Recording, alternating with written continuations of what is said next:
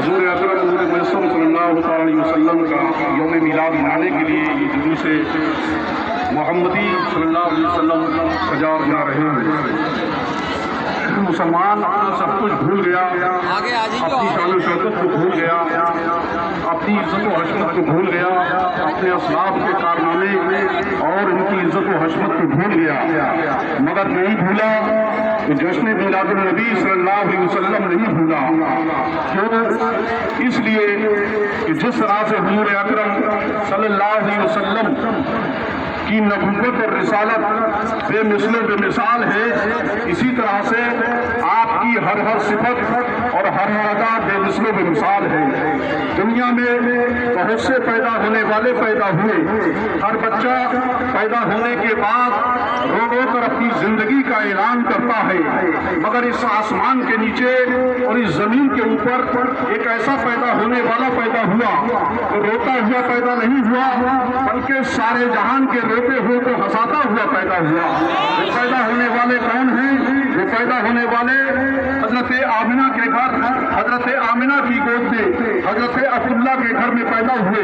حضور اکرم صلی اللہ علیہ وسلم پیدا ہونے کے بعد روئے اور بلبلائے نہیں، آہو زاری نہ کی، بلکہ پیدا ہوتے ہی اپنی ننھی منی پیشانی کو مالک حقیقی اور مسجود تحقیقی کی بارگاہ میں سجدہ ریز کر دیا، اور اپنے ننھے ننھے پتلے پتلے گلابی ہونٹوں سے ان کی رنگین و نزاکت پر گلاب کی ننھی ننھی پنکھڑیاں قربان ہوتی ہیں۔ آپ نے دعا مانگی، وہ بھی صرف اپنی امت کے لیے۔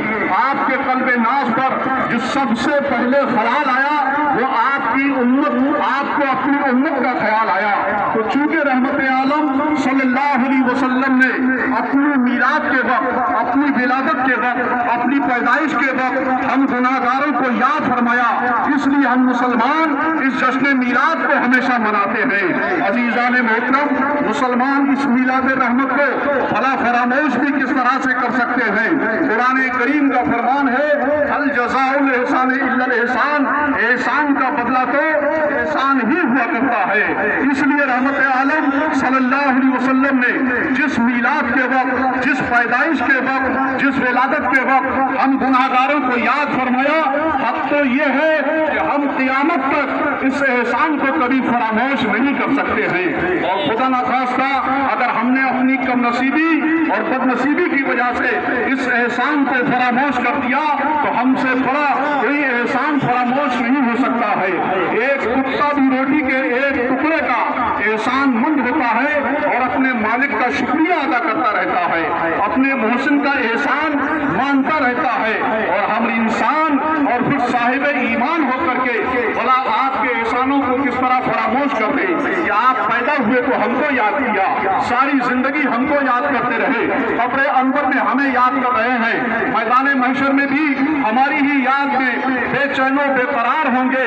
عزیزان گرامی، حضور اکرم صلی اللہ علیہ وسلم کے ہمارے اوپر ایسے ایسے عظیم احسانات ہیں کہ ہمارے جسم کے روتے روتے کو لاکھوں زبانیں مل جائیں پھر بھی ہم آپ کے احسانوں کا شکریہ ادا نہیں کر سکتے، بھلا ہم کس طرح سے فراموش کرتے۔ اور یہ بھی یاد نہ رکھیں کہ آپ کب پیدا ہوئے، کہاں پیدا ہوئے، کیسے پیدا ہوئے، آپ کے والدین کریمین کا نام کیا ہے، آپ کا حسب و نسب کیا ہے۔